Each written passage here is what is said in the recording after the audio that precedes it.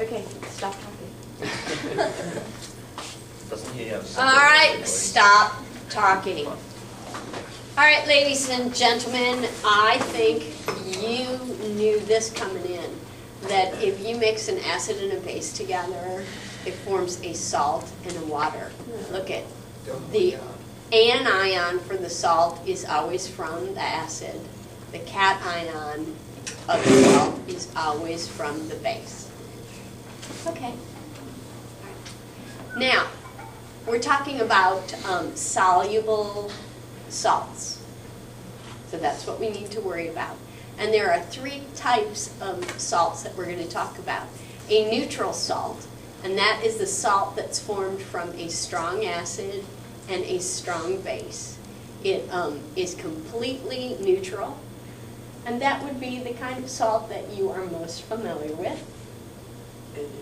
NaCl.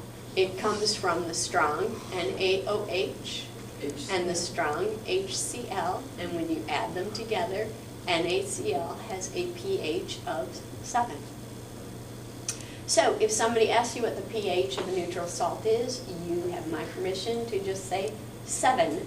No paper or no calculations necessary.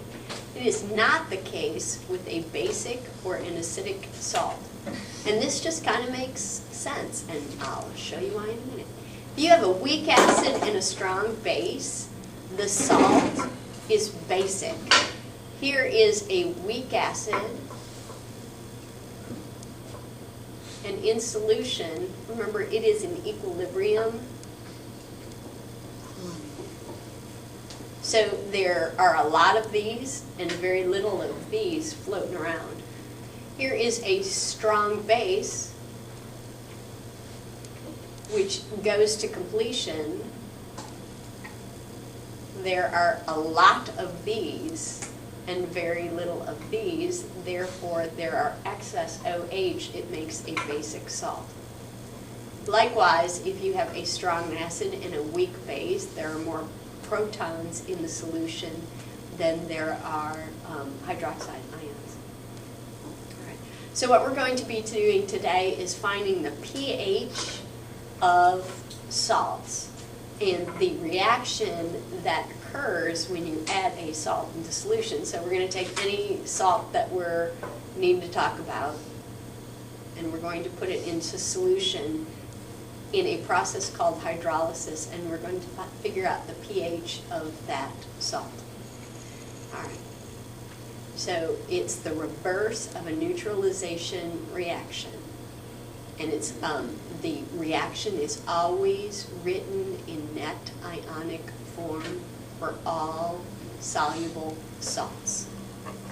Okay. Here is the basic way to do this. In first period, we ended up finding kind of a cool alternate way to do it. So I'm going to leave this alone, and I'm going to show you the alternate way to do this, and then we're going to practice together. All right, I'm going to take any salt that I want, and you should take notes on this because I haven't written this down. I'm going to call this method from now on the 4-square method.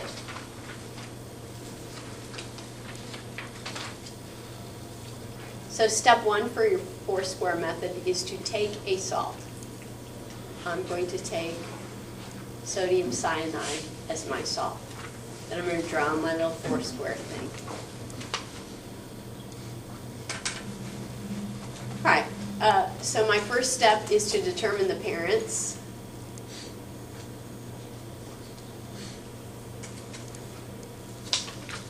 Sodium cyanide is made from a neutralization reaction. So the sodium comes from the base. So it came from NaOH. And the cyanide ion came from cyanic acid. The second thing you have to do is determine the strength of the parents.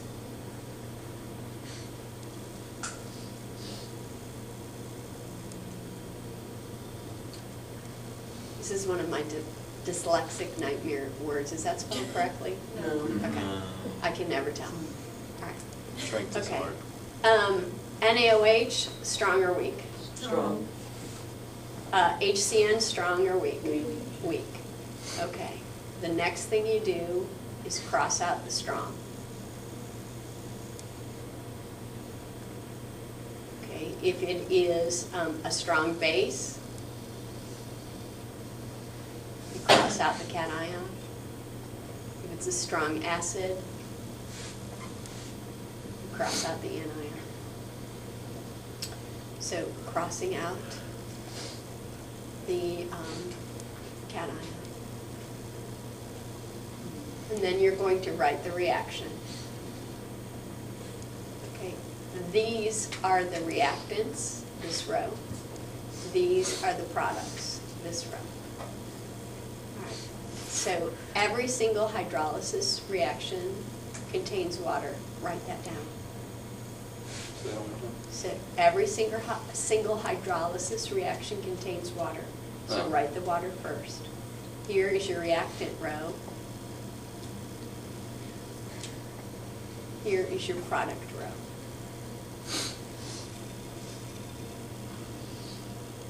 And then balance if necessary.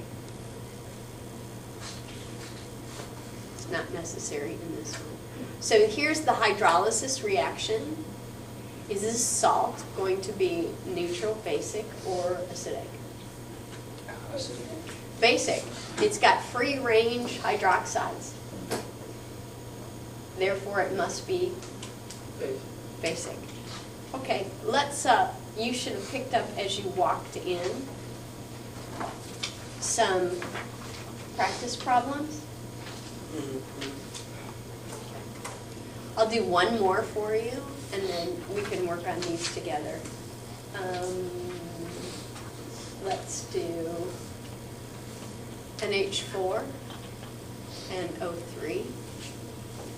First step is to draw my 4 square and determine the parents. NH4, OH is the base from which this cation came from. HNO3 is the acid from the anion. HNO3 is strong, weak. So now I'm going to cross out the strong. This is the reactant row. This is the product row. We know every hydrolysis reaction starts with water.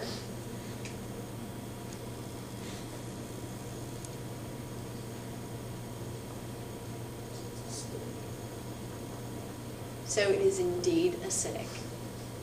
Is it incorrect to write it as H2O as opposed to HOH? Go ahead. This is, when we're talking about acid and bases, most people default to water this way because it does auto-ionize. And because what the whole basis of this problem is to find the H plus and the OH minus. Okay. I would like you to independently, well actually not independently, I would like you to do this with an elbow further. Finish the hydrolysis practice and then start on the ones in the, on the